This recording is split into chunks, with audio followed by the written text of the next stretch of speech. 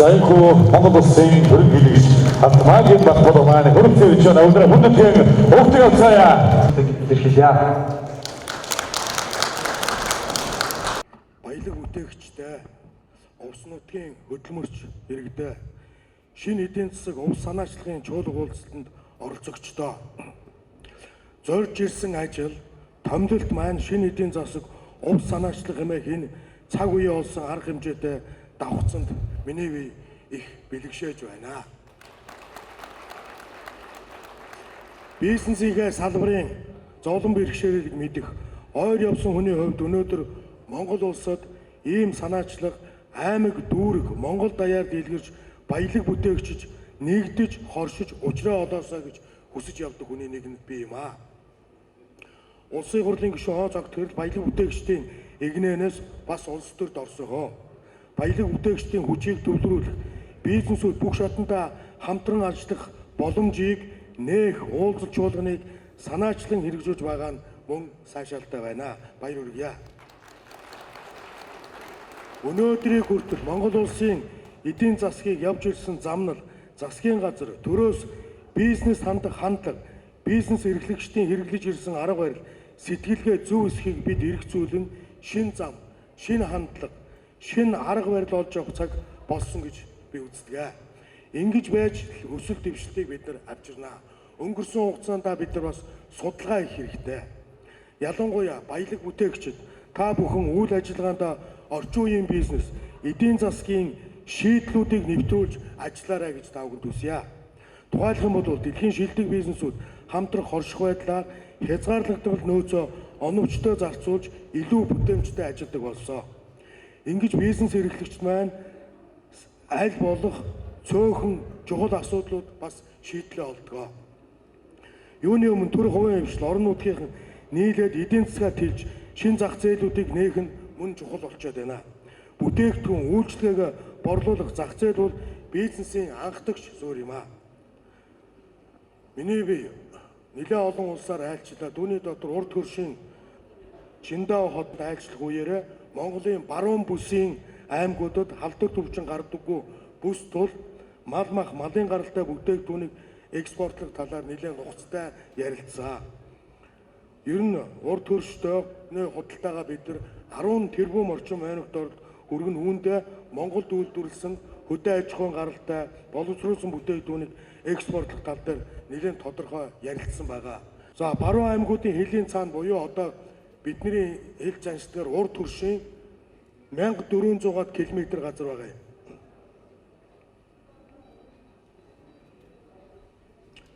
Энэ ингээ бид нар бүгдээр мэдж байгаа. Энэ манай баруун 3 аймаг Увс Баян хөлгийн ховд гээд нийтдээ 1400 км-аар бид нар урд хөрштэй та бүхэн ингээд хэлэлж байгаа. Үүний цаана 38 сая халаал аргаар мах хэрэгэлдэг ийм том зах зээл байгаа юм.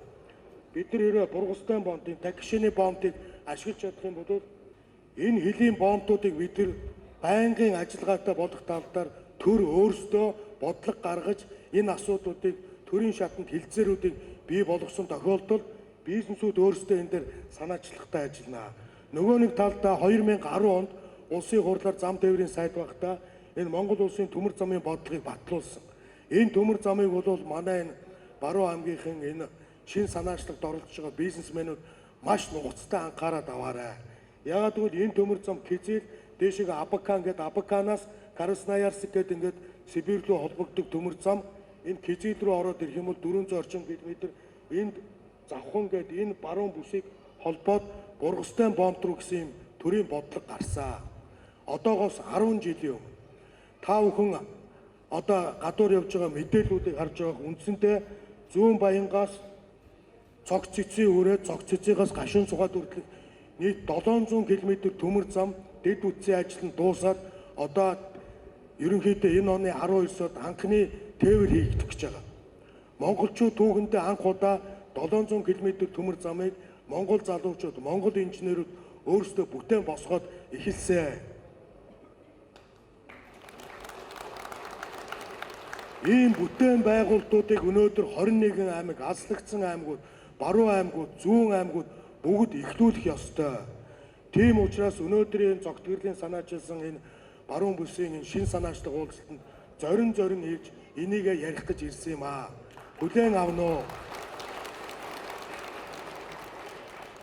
Тэгэхээр одоо монголчууд гадны гар харахгүйгээр өөрсдөө зээлгүйгээр гадаадаас өр зээл тавихгүйгээр төмөр замаа тавьж болдог гэдгийг харуулсан юм чинь яагаад баруун бүсийг дэд үтсийг холбосон төмөр замуудыг бид нар тавьж болохгүй гэж.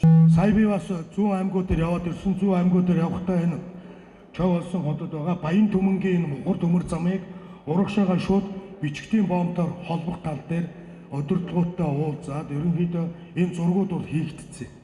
Тэгээ энэ дээр ажиллах бэлэн хүчнүүд байгаа. Энэ зүүн Баян цогццын төмөр замын ажил дууссан учраас тэр энд ажилласан компаниуд энэ аж ахуйн нэгжүүд энэ 315 км баруун урт хүртэлх төмөр зам руу өөрсдийн кемпийг одоо нүүлгээд ажил эхлээд явж байгаа. Одоо зүүн тал болоод ерөнхийдөө ойлгомжтой болцсон. Хэрвээ бид нар энэ мухар Чавалсангийн төмөр замыг бичгтийн бомбтой олох юм бол зүүн аймагуудын эдийн засаг буюу Орос хятадыг холбосон транзит тээвэр гэдэг том дэд үтс бий болгоод энд цементний үйлдвэр, гурилын үйлдвэр, бусад аж ахуйн нэгжүүд энэ дэд үтсээ дагаад хөгжнөө. Өнөөдөр алслагдсан халах гол суманд газар тариалан эрхэлж байгаа хүн газар тариалангаа эрхлээд гурилаа хийгээд Улаанбаатар хотод зарна гэдэг бол тийм боломж байхгүй. Хоёр талдаа 3000 км ямар ч ашиггүй болно. Тэрүүнтэй адилханаар баруун бүст газар тариалан эрхэлж байгаа, баруун бүст мал аж ахуй эрхэлж байгаа хүмүүс Улаанбаатарын зах зээл рүү очиж асуудлыг шийднэ гэдэг бол бас боломжгүй зүйл. Санал нэг байна уу? Тийм учраас өнөөдөр энд байгаа энэ дэд үтцээр зүүн аймагуд сая нэгддэг шиг баруун аймагуудын бизнесмэнүүд, баруун аймагуудаас сонссон их хурлын гишүүд нь бүгдээрээ нэгдсэн ойлголттой болоод эндээсээ хураалгаа гаргаад нэгэнт 2010 онд улсын хурлаар энэ төмөр замын бодлого батлагдсан юм чинь энэ ажлыг эхлүүлэх тал дээр зогтгөрлөө санаачлаад ажиллаач гэж одоо хүсье. Ерөнхийлөгчийн зүгээс өөрөө энэ хөтөлбөрийг батлуулсан, их хурлаар батлуулсан учраас энэний төлөө одоо маш их тийм одоо Монгол улсыг хөгжүүлэхийн цорын ганц алхам бол энийг ойлгоцсон учраас та бүхэнд ингэж зорин ирж ярьж байгаамаа. Өнөөдөр баруун аймагт байгаа хүн, настай хүн, 8 настай балчир, 80 настай хөгшөд төмөр зам тавьчих юм бол гал тэргэндээ суулаа өглөө унтаад сэрэгт нь Улаанбаатар сэрэгдэг болно л доо. Тийм биз дээ. Эмнэлэгтэй үзүүлэлээ янз бүрээр үйлчлэгээ авлаа. Улаанбаатар гал тэргэндээ суулаа буцаад унтаад босоход нь Увс аймагта, Ховд аймагта, Баян Үйлгийн аймагта ирдэг болмоор байна. Далайд гарцгүй орны хувьд өнөөдөр Монгол орн ийм том алслагдсан хязгаар улс учраас далайд гарцгүй орны хувьд бол энэ хөгжил бол төмөр зам юм аа. Бусад орнууд бүгд энэ төмөр замаараа хөгжсөн. Ингэжээж бид нар дэд үтс логистикоо бариад авсны дараа бизнесмэнүүд өөрсдөө хүссэн өсөөгүй эвлэлтэнд нэгдээд энэ том асуудал руу орно. Нөгөө нэг талдаа одоо энд бид нар Казахстан улстай хэлэлтэй Алмата гэж хуучин нийслэл энд байсан. Астана гэж шинэ нийслэлтэй болсон. Алматагийн хуучин логистик буюу одоо агаарын тээврийн үйлчлэгээ хэвээрээ байж байгаа. Өнөөдөр алслагдсан 3 аймаг нийлээд би бол ховд дээр төлөвлөд байгаа. Ховдын онгоцны нисэх онгоцны буудлыг ачааны том одоо буудал болгоод тэндээсээ Алматагийн логистик ашиглах юм бол Төв Аз гэж маш том зах зээл байна бид нар. Бүгд халаал аргаар нядалсан махыг хэрэгэлдэг. Халаал арга гэдэг одоо бид нар бүгдээрээ мэдж байгаа тийм ээ. Энэ тал дээр бол асар их судалгаа хийсэн.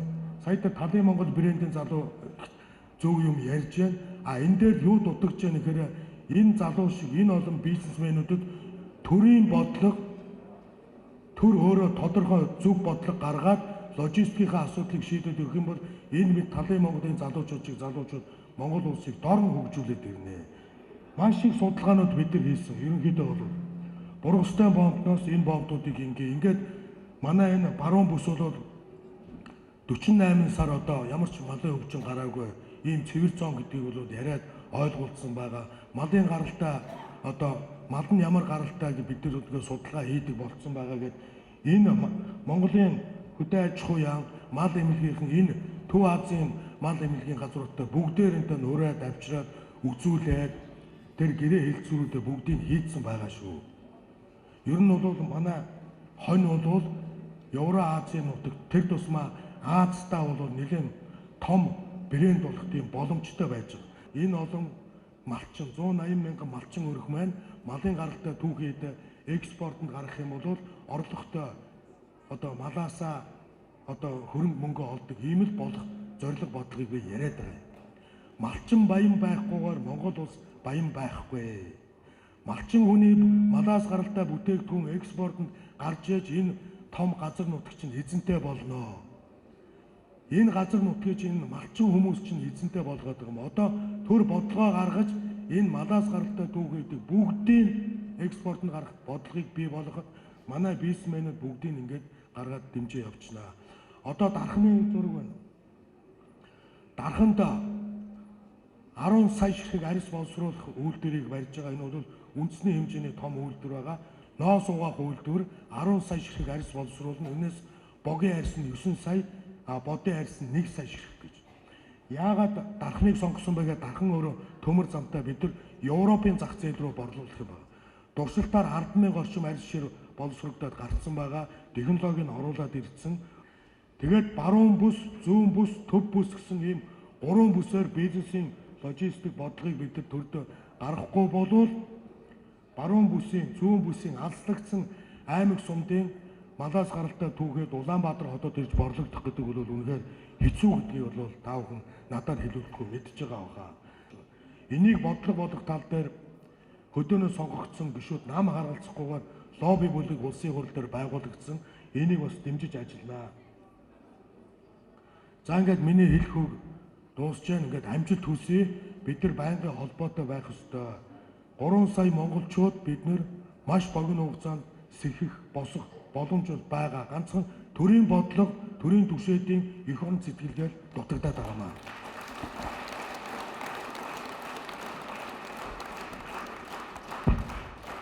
За баярлалаа та бүхэнд. Дараагийнхаа ажилд орлоо. За баярлалаа. талархснаа илэрхийлье. Шинэ эдийн засаг улс хамтын ажиллагааны санаачлаг иргэдийн оролцоотойгоор эдийн засгийн боломжуудыг технологи инновацийн дэвшил суйрлан хэрхэн бий болгох вэ? Хэрхэн иргэн аж ахуй нэгж байгуулах бүгдээрээ цугтаа хожих вэ гэсэн энэ боломжийг эрэлхийлж байгаа. Ингээд Монгол улсад өөрөө сая 500 орчим метр квадрат хөтөлбөр за өнөөдөр бид нэр нэг хүн авах дасалтын хэмжээгээр авах байгалийн бүтээгдэхүүн хэмжээгээр бид 19 орж байгаа.